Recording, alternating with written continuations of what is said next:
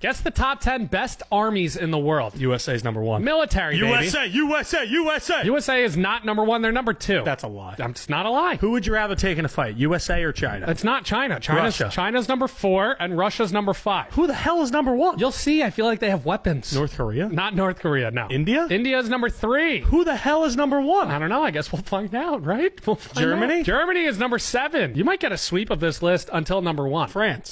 France is number 9. France is a powerful country. Strong army and military. Who the hell is number one? I don't know. Can you get the other ones? Is the number one like a trick question? It's not a trick question, no. It sounds like I'm trying to prank you. Is it I a promise you country? I'm not. Yes, it's a country. Mexico? Mexico. It's not in the top 10. Japan. Japan.